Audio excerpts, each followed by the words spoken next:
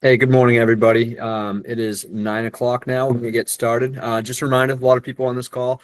So if you could keep yourself muted, that'd be fantastic. If you have any questions, just if you could save them for the end and either shoot me a text or an email, and we can discuss it in one of the next meetings. So we don't have too much to get into today, which is a good thing. We haven't had a lot of too many notable injuries worth really discussing. We have had a couple more shocks though since the last time we talked, so there is that. Luckily, none that have resulted in serious injury. So, a couple things we wanted to bring up as a result of that again is lockout, tagout, and testing before touching. We've talked about it multiple times, and it doesn't seem that there's many questions of it. It just seems people are missing steps and skipping steps or forgetting to do it. The ideal method is using your meter, and then tick tracer is a secondary method. If you can't get to a bare conductor without stripping something back, then using a tick tracer might be the better option in that scenario. But if you do have an exposure inside of a Wago or bus bar or terminal strip, somewhere you can use your meter, that is the preferred measure. Something that's came up as a result of a few of these injuries is that just because it's temporaries doesn't mean that something hasn't changed. You know, if you're working on a temp circuit today, tomorrow, somebody might have turned it on. So double check it. Even if you think you were the only one working on that circuit, still double check it in the morning or every time you go back to rework on it. Just because you didn't make any changes to it doesn't mean somebody else didn't or another trade didn't. So always protect yourself and test it regardless if you were working on it an hour ago. Which brings up another point too. We have three methods of lockout tagout that we like to rely on here. The first one being individual lockout. That's just any journeyman throwing a lockout on a breaker and locking the circuit out themselves. The next is a complex lockout, which would be yourself locking something out in lieu of another trade adding on. If you're working on a welders and the iron workers want to add their lock to it as well. If you're working on controls, the HVAC guys want to add their lock to it as well. That would be a complex lockout where multiple different entities are on the same locked out circuit. The preferred method we use, and is probably the most common one we use, especially on our larger scale job sites, is the Foreman controlled lockout, where the foreman is the overall control of that locked out system. That doesn't mean a journeyman or anybody for that matter can't add their lock to a hasp as well if they would like to additionally add on to that hasp. But the first and last person locking that system out and walking it down and energizing it back up is going to be the foreman. The reason that's definitely the preferred method, especially on larger scale job sites with a lot going on, is again, things change.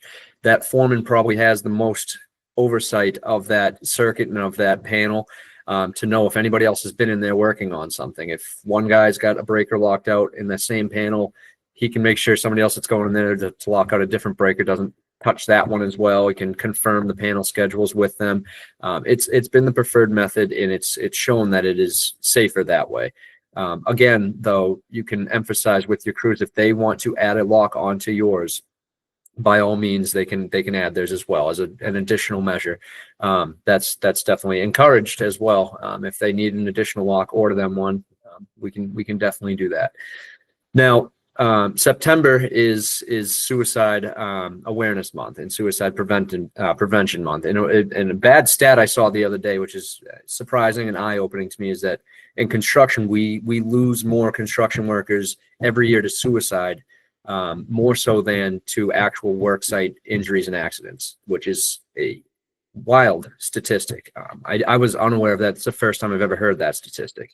A lot of the what would you call contributing factors here is it's a high stress environment, long hours, sometimes working in isolation for 8-10 hours by yourself with a lot of stress, and the chronic pain of the laborious tasks you guys are doing and your crews are doing every day.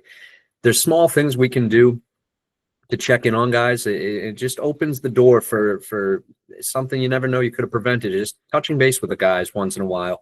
You don't have to do it at your morning huddle and say, hey, anybody depressed, anybody need to talk about something. But if you notice that somebody's off, open up that door of hey, how you doing today?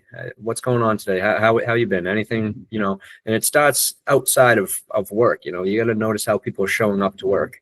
If they're regularly happy all the time and then they start showing up declining, take note of that. And if it's not your place, if you're not comfortable, approaching people with that, completely understandable. Not everybody is capable of doing that.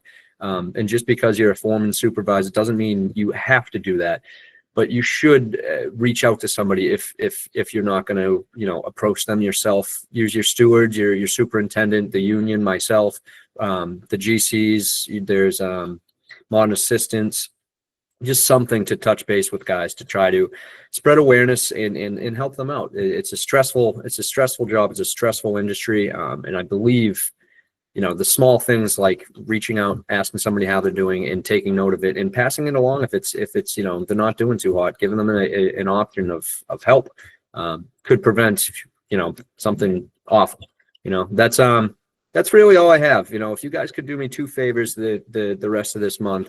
One, do a toolbox talk, please, on touch before you test, or test before you touch. We do this one frequently, and it's one that we should do, if not monthly, every other month, because we're still seeing problems. It's a good reminder with people. They get busy. They get into a routine. They think they've been working on the same circuit for so long. Nothing has changed. Something sometimes changes, and we've seen it twice in the past month that something has changed.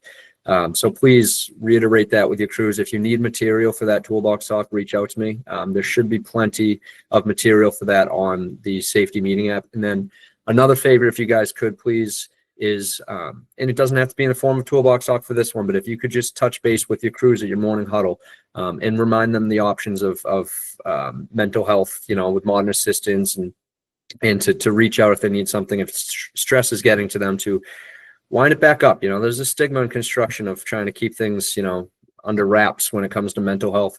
It does nobody any favors.